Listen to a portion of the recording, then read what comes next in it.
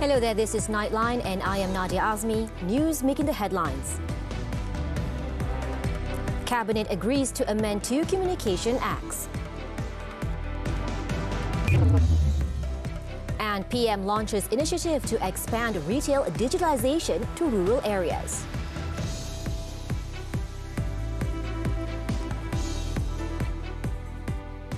The Cabinet has agreed that the existing Communications and Multimedia Act 1998, Act 588 and the Malaysian Communications and Multimedia Commission Act 1998, Act 589 be amended. Communications and Multimedia Minister Tan Sri Anwar Musa said the proposed amendments were to provide stronger legal provisions to face cybersecurity threats. Tan Sri Anwar said the proposed amendments were tabled by him to the Cabinet on Friday and had been agreed upon. He said the amendments are crucial as the country's telecommunication ecosystem is facing threats of online frauds and hacking by irresponsible individuals. He said as a result of the threats, he invited the board of directors from 4 entities under his ministry to discuss cybersecurity issues holistically last week. The 4 entities are the Malaysian Communications and Multimedia Ministry, Malaysian Digital Economy Corporation, Cybersecurity Malaysia and the Department of Personal Data Protection. The government will ensure that the digitalization agenda, especially the use of e-wallets among consumers and traders, is expanded to rural areas through the Retail Sector Digitalization Initiative, or READY. Prime Minister Datuk Seri Ismail Sabri Yaakob said that READY, spearheaded by the Domestic Trade and Consumer Affairs Ministry, was a timely and proactive move supported by Bank Negara Malaysia in creating an inclusive digital society. Speaking at the launch of the National Ready program and the rebranding of the Jualan Murah Keluarga Malaysia program at Dataran Kerayong in Pahang on Saturday, the Prime Minister said there is currently a wide gap in cashless payments between urban and rural areas, even though the government wants rural communities not to be left out or marginalized from the digital economy advancement. He said the government will continue to ensure that the digitalization agenda becomes the main focus at all levels, including expanding electronic payment methods nationwide. Through this effort, Datuk Seri Ismail Sabri said the government is confident that the transition to electronic payment methods, such as the use of e-wallets, is not only easy, fast and secure, but also helps traders manage their businesses better and more efficiently. Sememangnya menjadi hasrat kerajaan. Mereka yang berada di luar bandar juga tidak terkeluar daripada arus kepesatan ekonomi digital. Sejajar dengan semangat keluarga Malaysia, tiada siapa yang dibiarkan terpinggir. To encourage cashless payments, the Prime Minister said the government would be offering the program Jualan Malaysia e-vouchers with an allocation of 2 million ringgit from August 30th to December 31st, which can be downloaded from the Ministry's My Sales Tracker application. As for Bura, he said an e-wallet incentive of 20 ringgit would be provided to 1,000 people, in addition to 100 ringgit credit to 1,500 people from selected target groups in each state constituency under the parliamentary constituency. In other news, Datuk Seri Ismail Sabri said the Special Task Force on Jihad Against Inflation, created to help Malaysians deal with the rising cost of living, is beginning to show positive results. He said the establishment of the Special Task Force had succeeded in controlling the price hike and guaranteeing adequate supply of goods, especially chicken and bottled cooking oil. Alhamdulillah, kita mula melihat hasil yang positif. Kesannya, kenaikan harga lebih terkawal dengan jaminan rantaian bekalan dan barangan lebih meyakinkan, terutamanya harga ayam dan harga minyak masak dalam botol. Datuk Seri Ismail Sabri added that the government continues to implement various initiatives to help the people face the cost of living challenges and inflation crisis that is affecting the whole world. He said the government is expanding and rebranding the Keluarga Malaysia Sales Program to the Keluarga Malaysia Cheap Sale Program JMKM. This, he said, involves 600 state constituencies across the country and 13 parliamentary constituencies in the federal territories.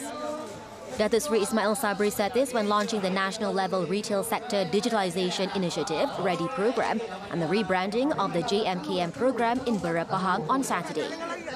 The JMKM program that starts in the third week of this month until December offers essential items up to 20% below the local market price. He said the government allocated 80 million ringgit through 5 ministries as implementing agencies to make JMKM a success. National Recovery Council MPN Chairman Tan Sri Muhyiddin Yassin has proposed that a one-stop agency be created to collect data on individuals and households that are truly in need of assistance.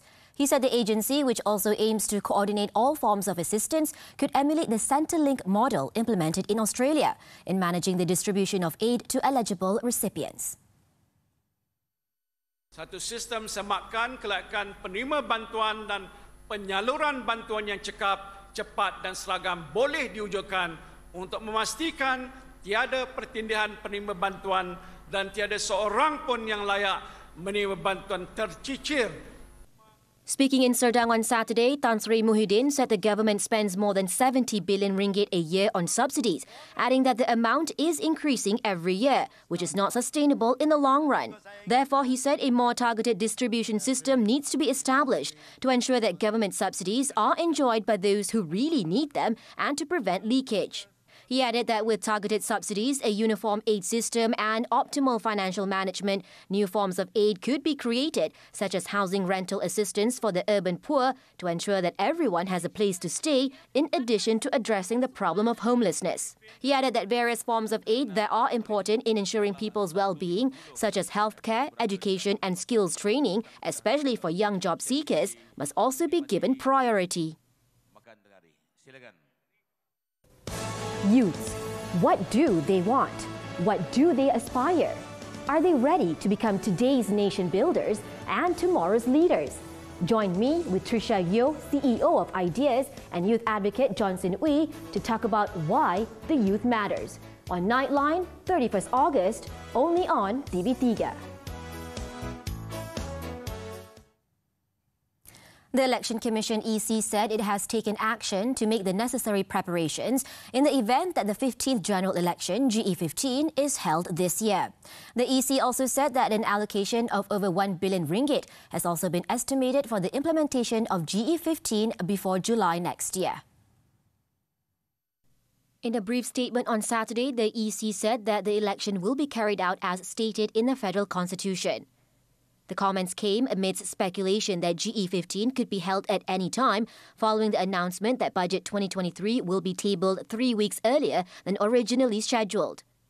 Recently, EC Chairman Tan Sri Abdul Ghani Saleh said the cost for the implementation of GE15 is estimated at about 1.01 billion ringgit. He said the large allocation takes into account the need to accommodate the increase in the number of new voters through the implementation of the 18-year voter age limit and the automatic voter registration, which was enforced since December last year.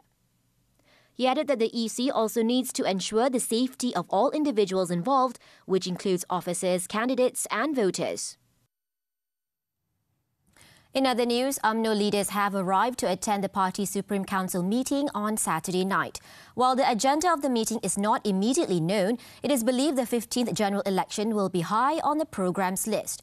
Earlier in the day, UMNO President Datuk Sri Ahmad Zahid Hamidi has denied that he has been pushing for the next general election to be expedited as he was afraid of being convicted.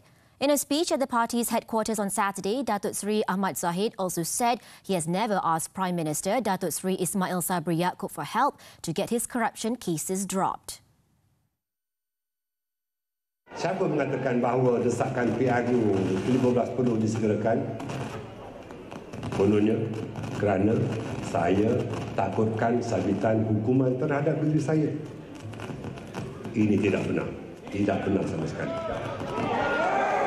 Kerana apa? Kerana saya masih percaya bahawa sistem perundangan kita tidak memihak kepada sesiapa. Datuk Sri Ahmad Zahid said UMNO's push for snap polls was not new, adding that they have been consistent that elections need to be held in order to respect the people's mandate.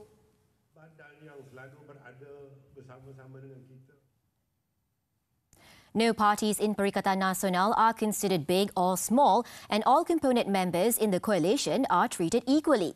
PN Chairman Tan Sri Muhyiddin Yassin said that every decision of the 2-year-old coalition was made through a process of consultation in its Supreme Council, where every component party has representatives to freely voice their opinions. Tidak ada mana-mana parti yang boleh memaksa pandangannya diterima oleh parti-parti yang lain. Saya percaya Perikatan Nasional sebagai sebuah gabungan parti-parti politik yang diasaskan atas perkongsian prinsip perjuangan yang sama dan dibina atas semangat saling dan ingat. Tan Sri Muhyiddin said this in his keynote address at the 2022 Perikatan Nasional Convention in Serdang, Selangor on Saturday. PN comprises Parti Pribumi Bersatu Malaysia, PAS, Gerakan Parti Solidariti Tanah Airku or STAR, Sabah, and Sabah Progressive Party SAPP. Tan Sri Muhyiddin, who is Bersatu president, also said PN was prepared to set up a committee to scrutinise the proposed Political Funding Act before it is submitted to the government in a bid to create a political culture with integrity.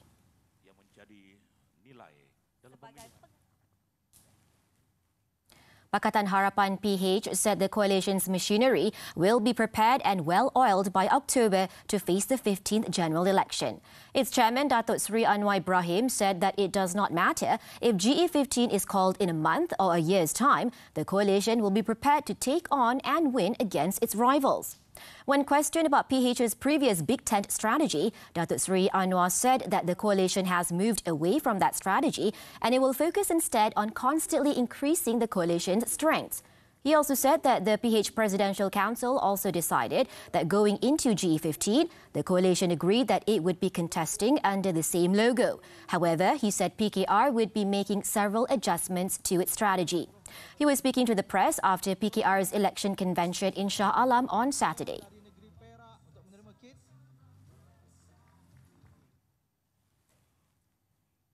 The government will maintain the electricity tariff for all consumers in the second half of 2022 at the same rate as the first half of 2022. The Finance Ministry said the government will bear the electricity subsidy for the benefit of all members of Keluarga Malaysia from the impact of rising electricity costs.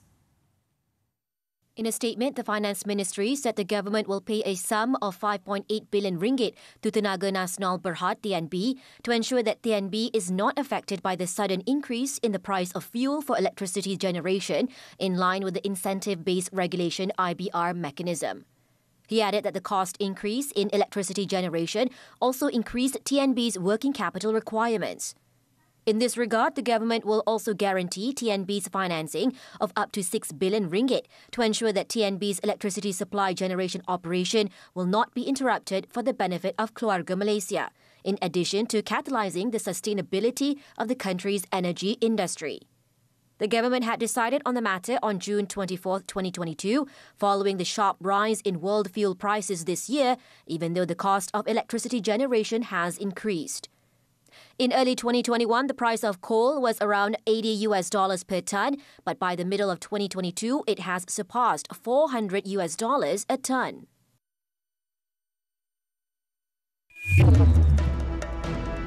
Shootout and blasts shake Libyan capital. News from the foreign front when we return.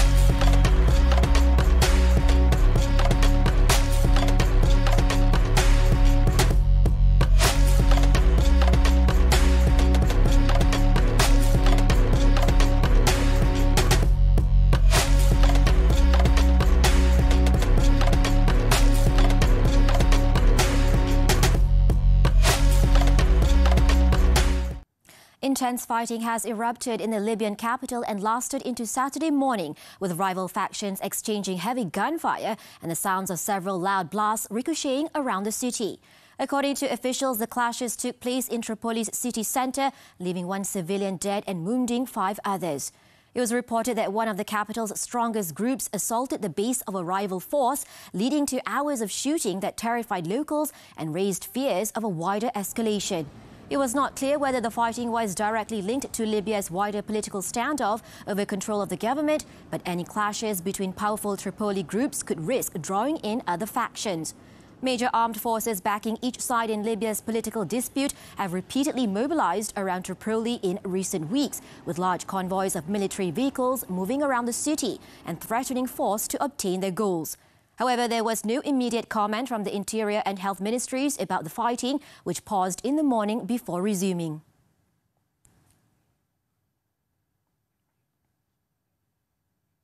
In the Philippines, search and rescue operation of an inter-island ferry that caught fire at Batangas port on Friday continues. According to authorities, Philippines Coast Guard personnel and volunteers have rescued more than 80 passengers and crew of the ferry so far.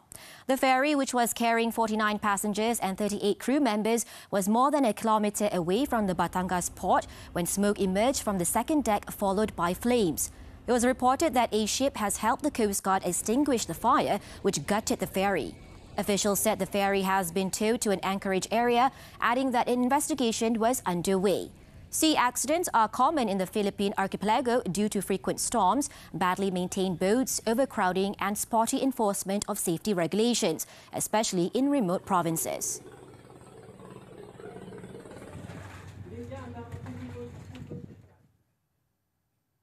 The FBI raid on Donald Trump's Florida home was triggered by a review of 15 boxes of records previously surrendered by the former U.S. president that contained top-secret information, including about human intelligence sources.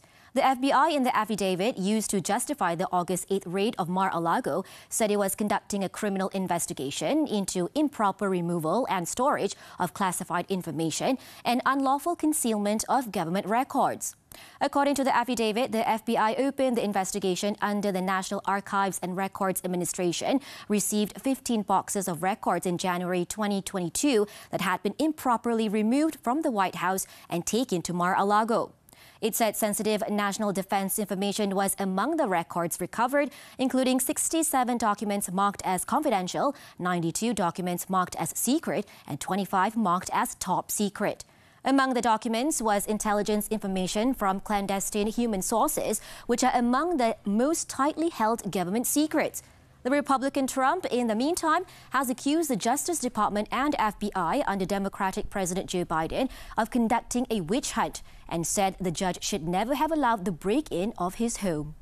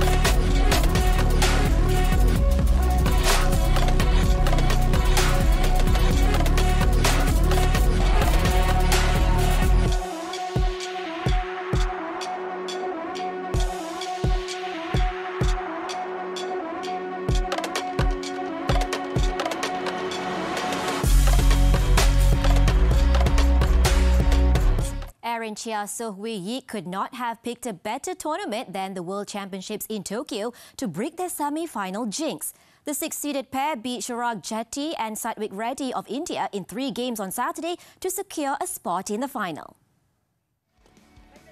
In the grueling battle of nerves at the Tokyo Metropolitan Gymnasium, Aaron Wee Yik won 20-22, 21-18, 21-16 to become only the 5th Malaysian men's pair to reach the World Meet final. The duo are now on the brink of becoming Malaysia's first ever badminton world champions. The Malaysians will take on 3-time winners Muhammad Ahsan Hendra Setiawan of Indonesia in the final on Sunday.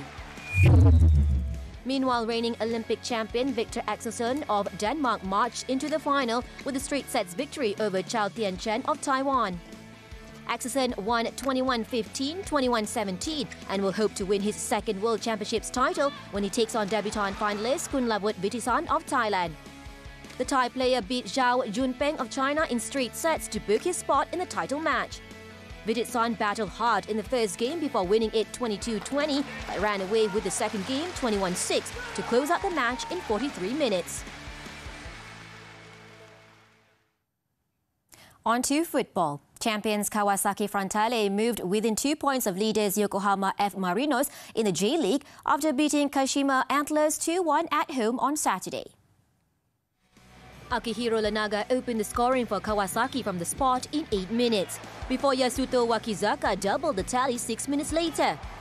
Hayato Nakama scored Antlers' consolation in the 51st minute. The result meant Kawasaki are third in the overall standings with 46 points from 24 matches. For the Antlers, the loss meant they are to go down to 4th in the standings on 44 points. Coming up after this short break, truck driver involved in LPT-1 pileup detained. Stay tuned.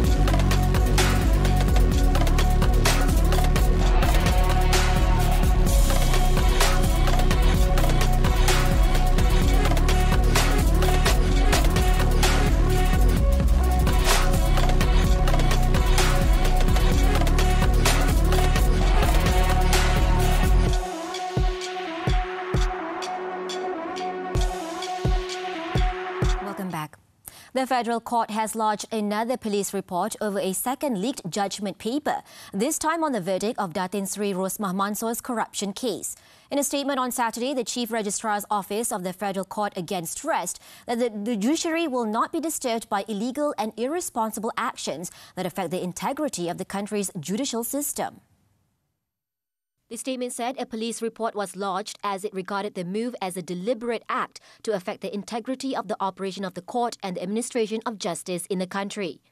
The document, which was published on Friday, titled Rosmah Mansor will be pronounced guilty on 1st September 2022, had been making its rounds on social media since late Friday night. The alleged leaked document was published on the same website as the leaked draft copy of Datuk Sri Najib Razak's SRC International Appeal judgment on Tuesday. Meanwhile, Sentul District Police Chief ACP Beh Eng Lai, in a statement, said the investigations have commenced after the Federal Court Chief Registrar's Office lodged a police report. He said the case is being investigated under the Official Secrets Act 1972 for leaking confidential information, Section 203A of the Penal Code for revealing sensitive information, and Section 233 of the Communication and Multimedia Act 1998 for spreading hate. Datin Sri Rosmah is facing charges of soliciting 187.5 million ringgit from Jepat Holdings to help the company secure a solar hybrid project for rural schools in Sarawak. She's also accused of receiving 6.5 million ringgit to ensure the company received the project. The Kuala Lumpur High Court is expected to deliver its verdict on September 1st. In Pahang, a 56-year-old lorry driver was arrested to facilitate in the investigation of an accident involving 4 vehicles at the East Coast Highway 1 on Saturday. 4 people were killed in the pile-up and were identified as Proton Exora passenger Muhammad Shamsuddin, his wife Kamaria Hamzah, a boy Danis and tow truck driver Muhammad Azwan Zainal Abidin, aged between 12 to 75. The Merloh District Police Chief ACP Muhammad Azhar Muhammad Yusof said the accident occurred at 3:10 a.m. where the container lorry was believed to have skidded and crashed into the tow truck, which was in the process of towing the Proton Exora, which broke down on the highway. The impact of the crash sent the Proton Exora plunging into a 40-foot deep ravine. Following the accident, 8 passengers aged between 2 and 30 were injured. Meanwhile, the 36-year-old Proton Wajah driver fell into a coma, with his 2 daughters aged 5 and 11 slightly injured, while his 36-year-old wife escaped unhurt. ACP Muhammad Azhar said the container lorry hit the 3 vehicles when they were on the emergency lane. The dead and injured were taken to Hospital Sultan Haji Ahmad Shah in Temerloh. The case is being investigated under the Road Transport Act. In Pulau Pinang, an unmarried teenage couple arrested in connection with the kidnapping of a 9-month-old girl in Bukit Tengah will be charged on August 30th. State Police Chief Datuk Muhammad Shuhaili Muhammad Zain said the remand of these 2 suspects had been extended until their appearance in court. The remand of the 14-year-old girl and her 18-year-old boyfriend has been extended by 4 days and based on an instruction from the Deputy Public Prosecutor's Office. 3 others arrested together with them, their male friend and stepfather and mother of the girl's lover, have been released on police bail. Datuk Muhammad Shuhaili said investigations so far showed that there were no plans to sell the baby to anyone as reported on social media. The baby's mother, Farisha Amirah Zainal, aged 24, said her daughter was in good health when she was found after the kidnapping incident last Tuesday. However, Farisha said she and her 26-year-old husband, Muhammad Rahimi Abdul Malik, were still traumatized by the incident.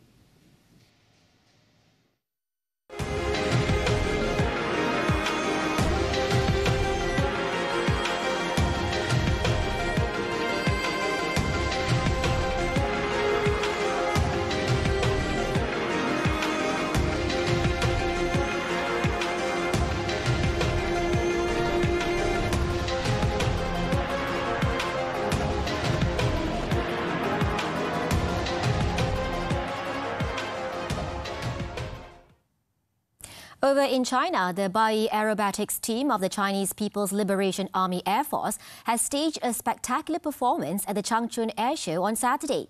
The air show event, scheduled to last until August 30th, features flight performances of some new aircraft, such as the GE15 fighter jet and the Y-20 transport plane.